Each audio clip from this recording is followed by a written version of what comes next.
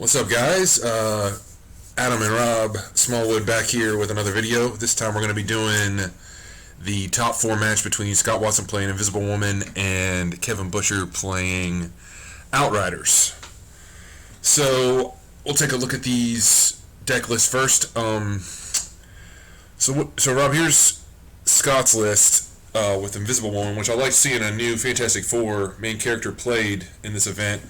But quick takes of what you think about when you see this if you were going to be playing in this matchup.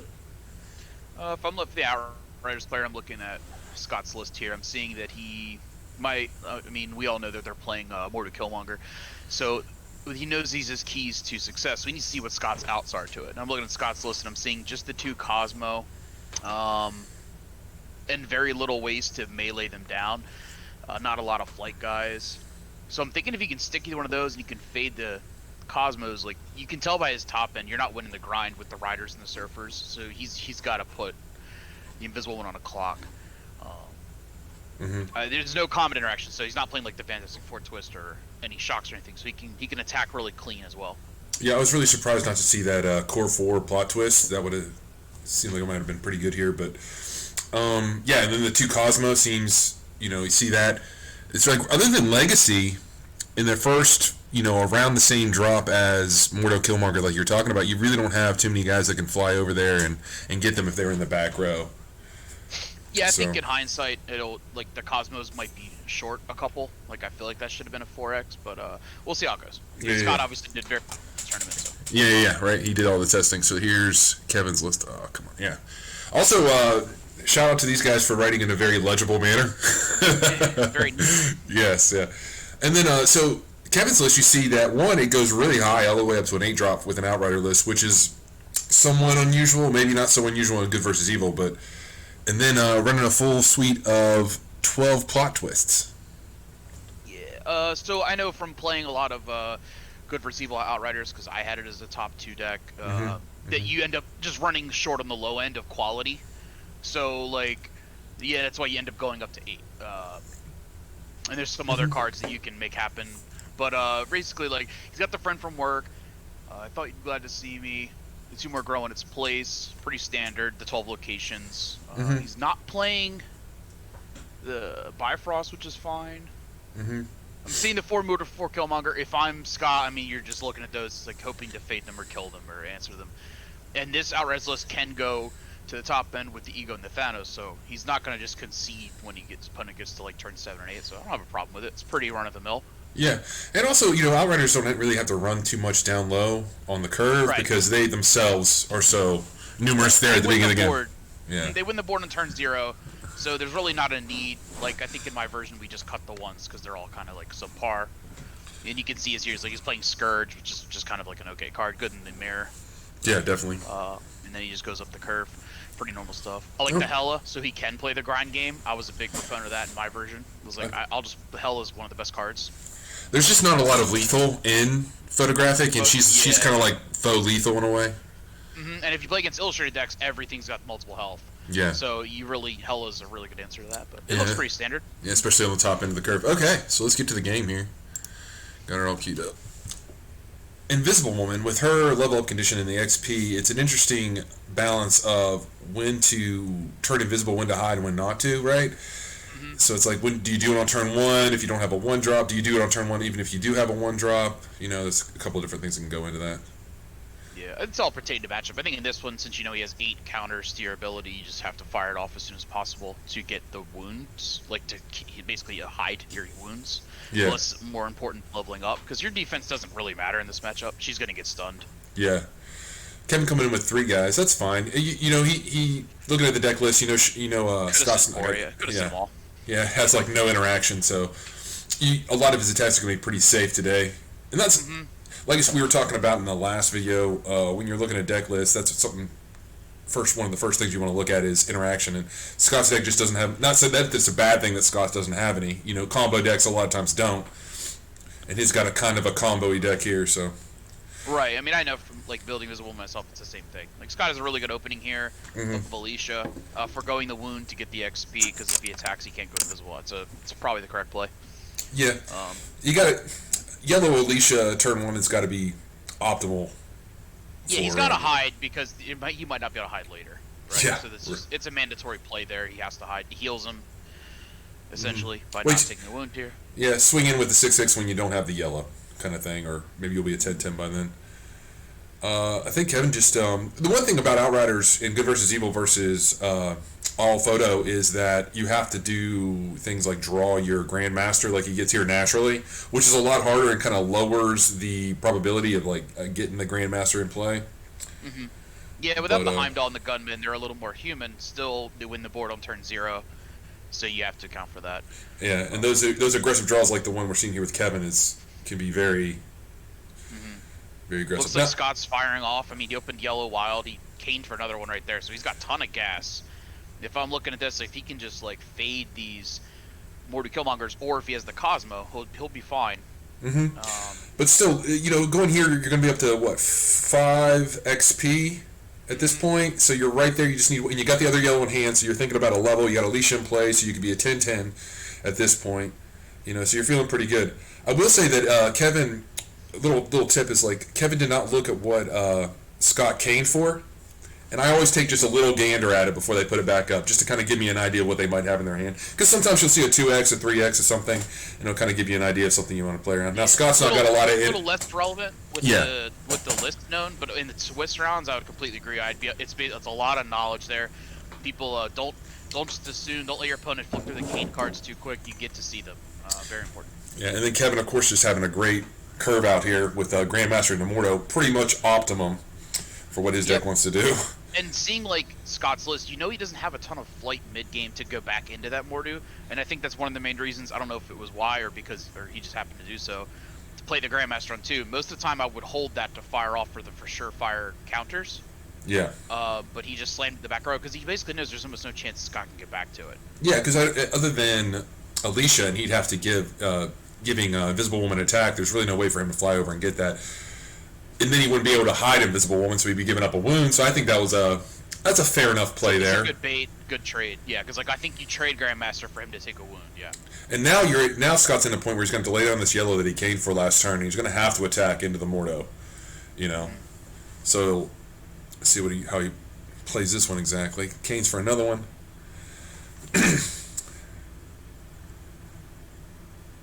Is it a blue? I mean, this matchup feels pretty bad for Scott. Because he has 8 particular outs for the Invisible Woman. I think maybe if Scott's 60 was a little different, he could. But in Good vs. Evil, he doesn't have access to Boomerang, so it really would have been playing 2 more Cosmo and hope it gets there. Yeah, because Invisible Woman, you can't really run equipment too much in the deck because she's wanting to turn people face down, then you lose the Nullifier. Maybe there's some Nullifier. You don't want to use your yellows for Wakandas and that kind of thing. There could have been maybe some multi-health flyers or something. Like a Jessica Jones is really good at trading into Mordus. Yeah. That'd be, yeah. Alright, so he's going in for the fly, which is smart. I'm hoping. I don't know what he's attacking here. I assume it's Mordu because that is the bigger threat. Mm-hmm. And he's got the yellow still, so he can always hide the Alicia to level up and be a 10/10 going into next turn. Yeah. Alright, so he plays the MC only +3/+3, which is a mistake, so he pulls it back. I found that it's interesting that Scott went into the Outrider there instead of going into the Mordo. I think you got to get that Mordo off board. Wounding him is important because that's how you win the game. But at the same time, the support is really what kind of pushes him over the top, the Outriders in a way, right? Because I think I think Scott, if he can get to turn 6, 7, and 8, when he starts dropping his Ghost Riders, his Silver Surfers, and things like that, he'll be able to put the wounds on fast and quickly. But it's getting there, and getting there, he needs to deal with the Mordos, deal with the Grandmasters to live that long. I would say that was probably not the correct call. Also, knowing that Kevin's list, he doesn't have a 1 card out to that combat. He would need 2 because the +2/+2 is not enough. Yeah. He would need 2 cards. So I think that was a clean attack. Even if he gets the stun back with the +2 attack card, you need to get the Mordu off the board here. Yeah. Also, if think about it this way, like if only Killmonger's in the field here, or if you stun back, Killmonger can't target face downs. It could have swung this whole tide here, but now he's under 2 of Mordu and Killmonger, and this just feels like it's going to be really hard to get out of. Yeah, so think about it that way. He gets the crackback, gets the Mordo off the board. Kevin's got to play either another Mordo. He can't really play the Killmonger at that point because Invisible will be face down. Yeah, pardon me. most likely Invisible won't be leveled up, so it's going to take more guys. And then on next turn, he can fly over, get the Grandmaster, and just start keeping that back end clean. And once she's a 10-10, it's a lot more... Once she's a 4-10 at least, because Alicia might be dead. When Killmonger comes down, she can at least defend herself a little bit better as opposed to... What's going on But now here? that the Killmonger caught the flight off of her, he's just got like no chance of getting back there. Yeah, well, there's Legacy, one of his few outs he has to get in back row on some of these characters, yeah. Definitely a card that we're just scratching the surface on. I think there's a lot of interesting interactions with that card. Scott's got so many of the appear abilities with the Ghost Rider, Silver Surfer that I think he's trying to like get some extra value out of them with Legacy in his deck. Mm-hmm. Yeah, but right here, I mean, when you're playing Outrider, specifically in Good vs. Evil, this is about as good as it gets, right? To go Grandmaster into Mordo into Killmonger, and all three of them kind of hit. At this point, you got to feel pretty good. The Grandmaster hasn't even triggered. It's like rudimentary at this point. It's just that lockdown. The whole like Good vs. Evil Outriders game hinges on those two characters, Mordo, Killmonger, because they're so strong at basically just not even allowing your opponent to play the game. Yeah.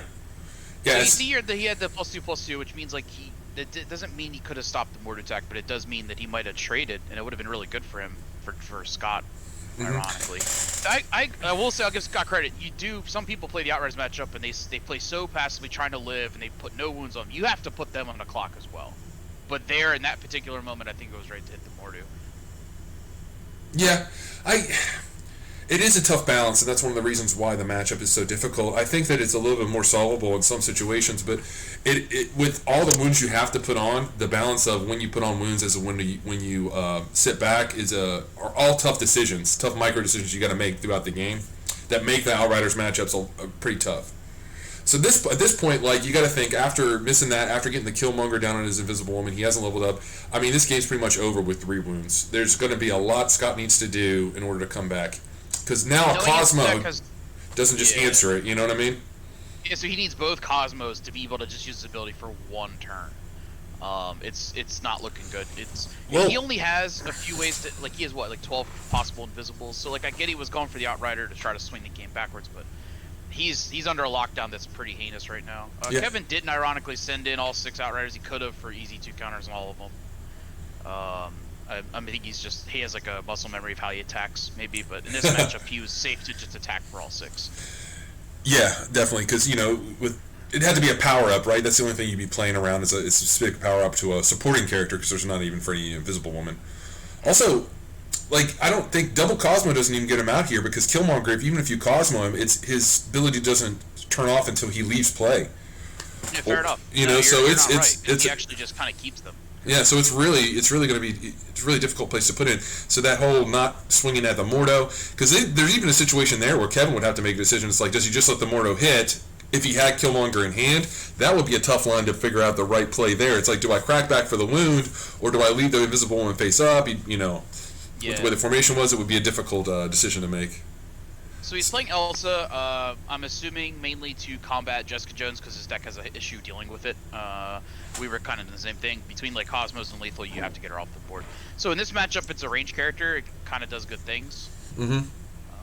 But I will say, if you notice that Kevin played like the Shatari 5-drop, a lot of people will probably be like, oh, that card's just not that great. Having a flight blocker, it doesn't matter who it is in the Good vs. Evil version, to block those 2 back row guys, it is very important. I was playing like Ultrons and Yondu's up front, just whatever. It doesn't matter. As long as it has flight, because then it makes their opponent not even able to get to them. You just seal the game up. Yeah, and it's a double wounder, another team attacker, and then that ability to give another character flight and ready them is underrated and sometimes can really play around. So especially when you think about all the combat cancels we got in the game now, I think it might be a pretty good one in the mirror for that reason, because they could friend from work you, and you could ready it, give it flight, come back over again. It gives him another reason to use reds, because I think he's on Scourge. He's on the same wild, so it's a clean add-in to the deck. He's got a lot of activators for it. Yeah, I think it's better in Good vs. Evil as opposed to pure photo, and because there's so much more flying in Illustrated, and you need some flying to combat that, and that's one of the few flying cards, kind of lowish, mid-gamey in photographic. It's got a flight problem. Yeah, for sure. It's one of their big downfalls, really. All right. And so, at this point, you know the attack's good. He can swing, like we were talking about. He could swing in with a ton of guys in order to get all that damage in there. Scott's going to be at 4 wounds. He's got to answer He needs some kind of combination of like Cosmo, and then something to get back there on the Killmonger. It's pretty tough. That's like you said before. You play it out, but what are you really going to do here? I mean, you got 5 counters on half those Outriders at this point, and if you've ever played those Outrider matchups, right, when you see like a stack of 3 of them with 5 counters, you're like, okay, well this one's probably over. It's one in the back, yeah. And this is a game where Kevin kind of let some counters not happen, like that one on the right that didn't attack with 2 wounds. I would say I would back row that personally. I'm always really conservative, and if you can protect them from death, there's no reason to throw them away. Mm-hmm. He also could have used Killmonger's ability because he has the wild. He could have used Invisible Woman to hide his. Killmonger Mordu, and Killmonger would still work, I believe, because he says when he leaves play, right? Yeah, he could be face down, yeah. So I think protecting Killmonger there would have been just like a kind of like nail in the coffin. Yeah, and I agree with you here. I think we see a little bit of this with Kevin here, where he just kind of leaves the Outrider up there, and like you said, it's kind of a muscle memory thing maybe, or whatever. You got the flight blocker like you were talking about at this point, so you move that one back there, even though it doesn't seem like it's going to be that big of a thing. If Scott were to turn this game around, one more wound. Yeah, you want all of it. Mm-hmm. I mean, Scott's got a finite number of times he can turn invisible. It's 8 plus the 4 Build a Better Worlds, I believe. I think that's it. So, I mean, there's only so much he can do here. I think he's got some Iron Man. He's giving it away, and it's about to die. Yeah, Iron Man will add a few more, so I think it's 15. Maybe. So, he could have put it up front. I mean, if it would have hit the Mordu as well, so it would have opened him up to his opponent using the Singularity here. But he obviously was just ready to use his +2 draw too, which is fine. Yeah. And like you said, it's a minor misplay there. 1%er, the game's kind of sealed up, right? Yeah, because this is basically we're going to be going to game 2 here very, very shortly. Because with that kind of stack of counters, knowing that Scott doesn't really have any natural way to deal with counters in his deck, like a specific counter answer, you're in a pretty good way here. I think if we talk to Scott again about the deck and everything like that, honestly, he didn't have a lot. If we remember, now we've had fantastic battles for a while at this point. But right before this event, that set had not been out long. I think Heralds had come out the week of the event and all that kind of stuff. And then Kevin just goes way wide here, and this is just inevitability at this point. Yeah. This is the problem with these Outriders decks. If you let them get out of control and then they play the bullets like Red Skull, Mordu, Killmonger, I mean, you have no chance. Those are 7 countered Outriders now. I mean, it's just he's behind a flyer. Yeah, we're just gonna go to the next game. I mean, you always play out the top cut, but I mean, the moment I think the game just was lost when he didn't attack the Mordu. I don't even know if it would have worked, but it was the only chance he had.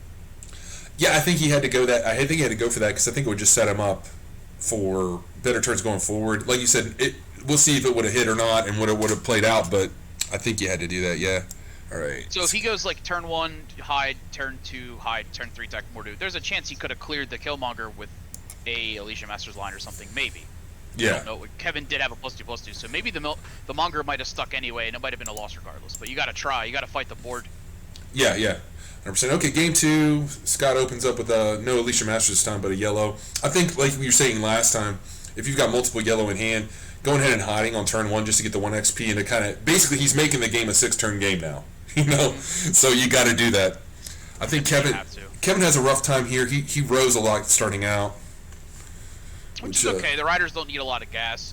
He just fires off the Whiplash, which is fine.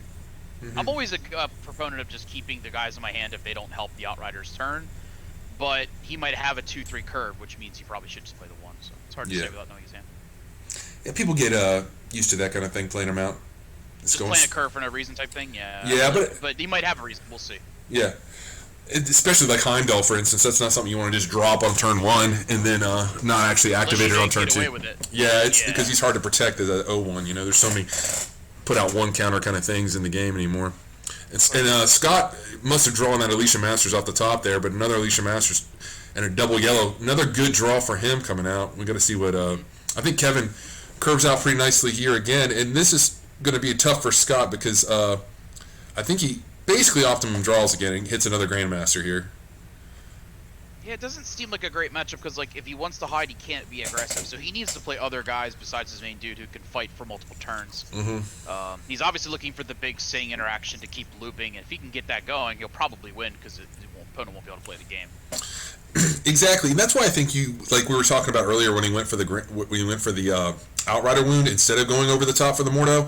I think that he thinks that especially in an untimed round, he has the inevitability with that lock combo. Once he gets the Iron Man flipping and the Swain's going in and all that, yep. He just will have the inevitability with like one Silver Surfer and then Ghost Riders and such like that. All right. Yep. He's hitting pretty optimally again, where he's opening the low drops in his deck. The Kane Alicia is the best thing his deck can do at 1 and 2. He can't really ask for too much more than that. It looks like he's with the hide 'em all to go to 5 XP again. So what do you think about taking the line of pushing everybody up front here, flipping the yellow, and then swinging over to get the Grandmaster? Still basically trying to take the wound on Invisible Woman, but getting that Grandmaster off the board there. I don't think Grandmaster is going to be the reason he wins or loses. I want to hold that wound for something a little more important. Okay. Like, I feel like if he gets his loop going, a Grandmaster doesn't matter anyway. Yeah. Okay. I mean, he has Ghost Rider, he has Surfer, he has some big dudes. It's just getting to that point without dying. Mm-hmm. So there's the Mordu. We'll see how he can handle it. Yeah. And yet again, Kevin, just with a great draw here, curving out with Grandmaster and the Mordo, just optimum. Yeah, he's had to row some guys here, but row some row some cards, but still. That's just part of Outriders, because you just don't run that many locations in the deck. It's part of the reason why they're so versatile with the way you can build them in certain formats, is because they have no location requirement to themselves. Yet again, one of the reasons why they're powerful is because of that. So Scott goes to level 2, gets the green, can't activate that, but at this point you have to go up front and come after Mordo and Grandmaster here, especially you play the Legacy. This is a chance to basically get a board clear. There's no blue down, so you really don't care about Whiplash. But getting Invisible Woman up front, okay, she's at 10-10 right now. There's Kevin has no outs against Mordo, but he goes with the Legacy. I think the attack right here was Invisible Woman and a Mordo. Kevin would have to play multiple pumps because she's a 10-10 because you have Alicia Masters, and then you take the Legacy into Grandmaster. You basically clear the back of their board. You got something to bounce the attack, so it's going to take all 6 Outriders to hit Invisible Woman at that point in the next turn. I think it's something like that is what you're kind of going for. Yeah. So he's got the attacks. Doesn't look like again. So this is the point where he goes, I'm gonna not playing against Grandmaster. I'm gonna hit a wound on your guy.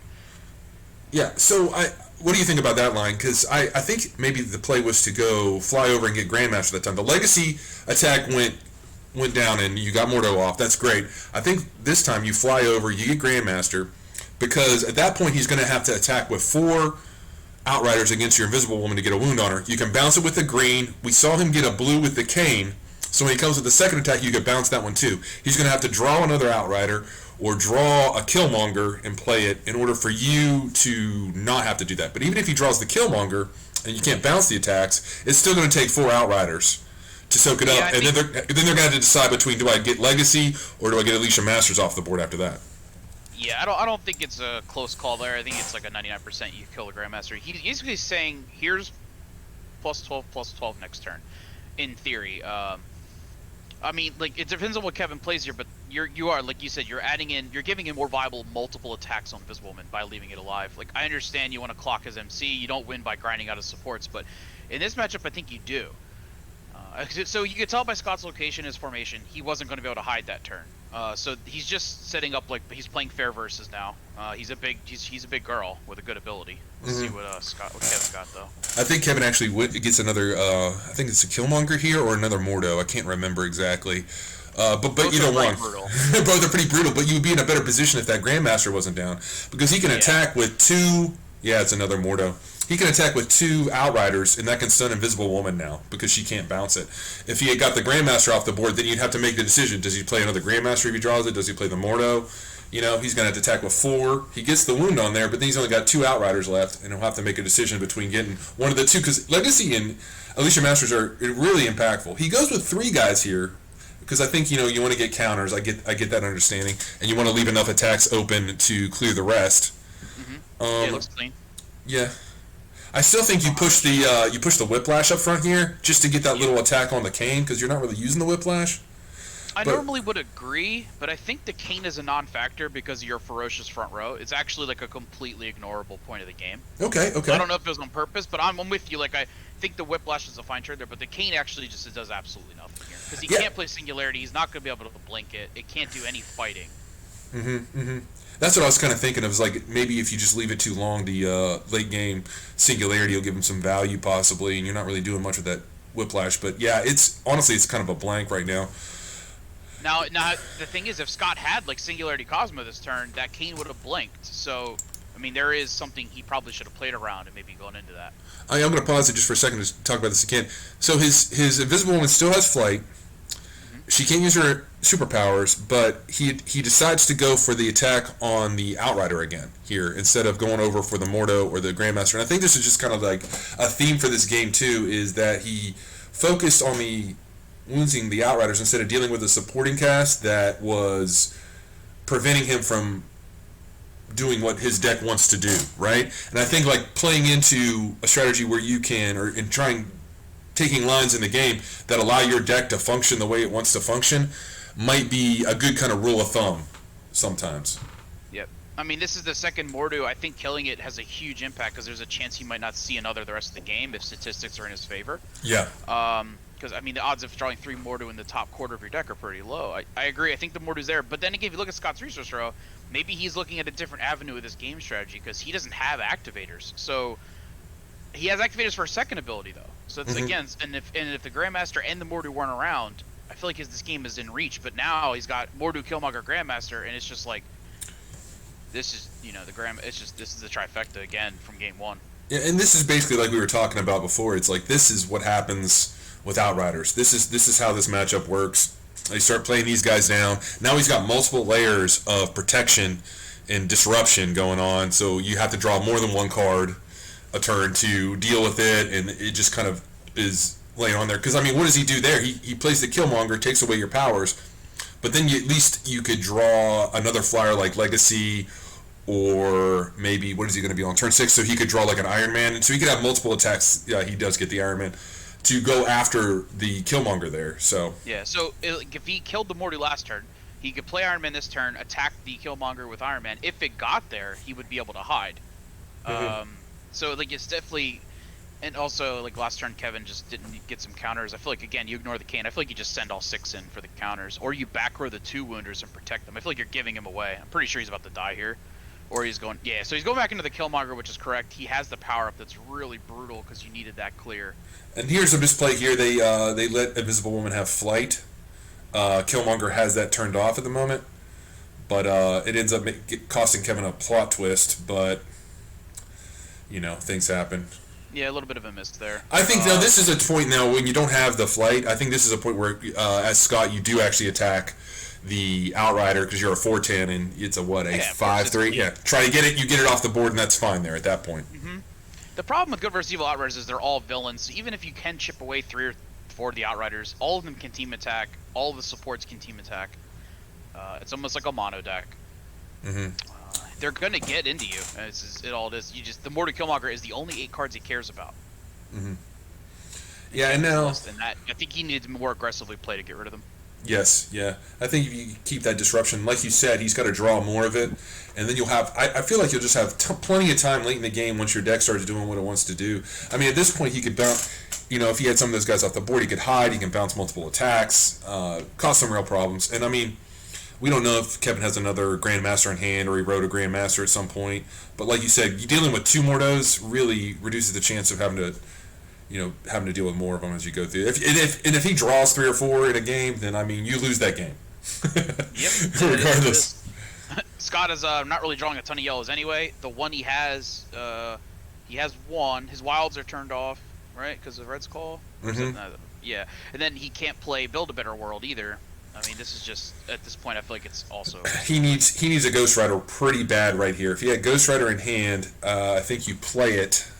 Kill the Killmonger, get some stuns down and do some things like that, can hide and get the game going a little bit longer. But I think here he kind of goes a little bit wide, kind of putting his combo stuff out. I think he's an Invisible Boy, Cosmo for Mordo. But Invisible Boy doesn't have a lot of impact in this matchup, something like that. I don't know why he played the Cosmo exactly here, but we'll see. Same. I'm not really sure what he called or... Yeah. What he's maybe he on. wasn't sure the attack on the Mordu was going to work. True. So he might have called it on the Mordu to protect himself from getting blown out by like a power bird twist. Yeah, I guess if you Cosmo Mordo and then you still thought you had flight, you fly over, get Killmonger, then you you can have something because he could have done if he thinks he has flight, he could have done a team attack here with Invisible Boy, and played around that plot twist. But anyway, it's good. Little play mistake here. They're letting the Cosmo go down on Killmonger also, which shouldn't work. But honestly, I think at the end of the day, it didn't affect the game too much. Like going even with all the mistakes, it's just look at the detriment. Now the 2 wins in the Outrider, they're meaningless. They haven't mattered the whole game, and the times he just passed up on hitting important targets, I think, are just he might have not won anyway. But you have to try to take your best lines of avenue, which is killing the 8 cards that ruin your deck. Yeah. I mean, Kevin's draw was pretty good here, and he's played it pretty well. But like we said before, we got 6 counters on some of these Outriders. We got, we could have had that more. It could have been worse. Yeah, and that Grandmaster could have been gone. We could have none of those, and we could be interacting a little bit more that way, bouncing attacks with her ability. But she's pretty much been shut off most of the game when he could have played around that a little bit. And then then a card like Ego comes down, and that's just a door. Yeah, that's a door slammer for them at this point. Door slammer. Just wham. But see, yet again, we're talking about we've been talking about Scarlet. It's especially after you drop that 7/7 Ego. It's like pull that 2 wounded Outrider back to the back, my friend. Yeah, and I don't hide know why that sucker. Asking up on these Grandmaster counters, like you, maybe you didn't pay attention to the list or didn't ask to look at it or whatever it happened. Yeah. But I mean, like there's probably about 4 to 6 more counters that could be on the board right now per Outrider if he was attacking with, like, going all out. Most people play conservatively, but from his list you don't have to. Also, since you know that if you were looking at the list, you know that Scott's running Silver Surfer, and then he comes down, he could be big. So getting those extra counters early and kind of building them up, so when he does slam down that big old, 12-12, 15-15, whatever size Silver Surfer comes down, 16-16, you having pumped up Outriders allows you to go in there and get the stun on that. Because remember, that Ferocious and stuff is debilitating. I think this is the turn where Scott does play a Silver Surfer. He has a Ghost Rider in hand. I wonder how long he's had that, because if he had that last turn, that could have been a really huge card for him. Yeah, if you look at his hand, Scott has like 3 Build-A-Better Worlds or something. And so that Red Skull is actually a problem right now. He's running out of activators to hide. He actually feels like he could actually turn this around, even though this game 2 didn't go his way. He could kill the Killmonger with the Ghost Rider, but he can't hide. Yeah. Because he couldn't play the Build-A-Betters last turn, or any turn, since turn 6 because of Red Skull. He's in a bad shape here. So he brings down the big boy.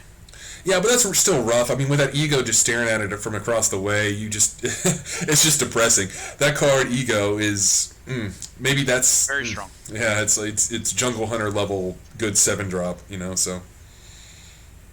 Just really equalizes. It's 7, and it is flight. It's one of the best flight blockers you can play in photo. It's very good. Without a doubt, and Scott's not really got a lot of. He's got some team attacks he could do, but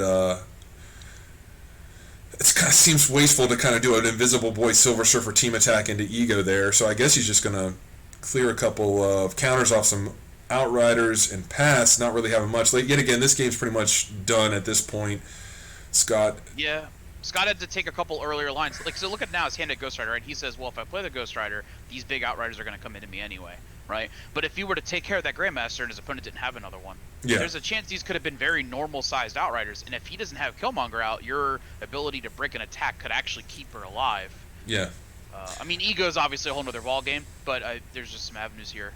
Yeah. +3/+3. Yeah, and I think at this point in the game, when you're this far ahead, you can kind of be a little inefficient with your plot twist because you're just gumming it up a little bit more to them. You can spend a little bit more than you normally wouldn't, just to kind of give you the inevitability to end the game on the next turn. Especially since she's got that. If you can kind of just make him expend a lot of resources and keep your one guy alive. Kevin here, I just let this attack go through. It's like, okay, you killed my Outrider, but Ego into Silver Surfer is perfect. There's no out.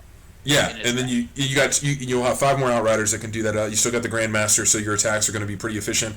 They got tons of counters on them. I think you're okay. Yeah, I think I'm way more of a conservative player anyway. Maybe even to a detriment. Like I would have just loved to have those +6/+6s for the next turn when I go into his back row and stuff. Well, I think you're right because you never know what can happen. You kind of know the deck, but you never know what could happen if you did make a mistake or something like that. Having those in your back pocket just to make sure to seal the deal on the win. In case you did miss something on his deck list. We've had plenty of time to look at the deck list and go over it and talk about it as the game goes on. He got 2 minutes to look at it before the game, so just having those in your back pocket is probably pretty good there. Yeah, I mean, as I stated in the last video, it's just like it's a whole nother ball game when you look at a list and have to figure out a game plan in 5 minutes. Then you have to look back and critique each play. Yeah. I think to myself when I'm watching this game now, this I think it's like the third time I've watched this match.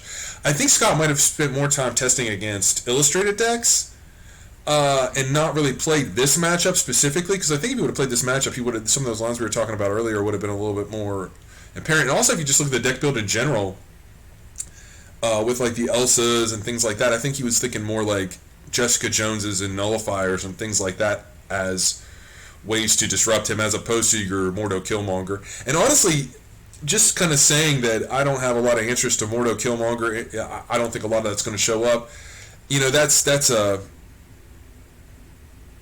risk you can take when you're coming to an event like this. And honestly, there was like 2 Outriders, there was like 2 evil photo decks in the entire play. So I mean, it wasn't that bad of a risk to begin with. He just got, like we were talking about when we were watching the Robbie Sean match, it's like sometimes your top 8 pulls as it kind of comes around are just bad. Because like you said, this is probably a rough matchup for Scott in general. Yeah, I mean, he could have played perfectly, drew everything he wanted. He drew pretty well both those games.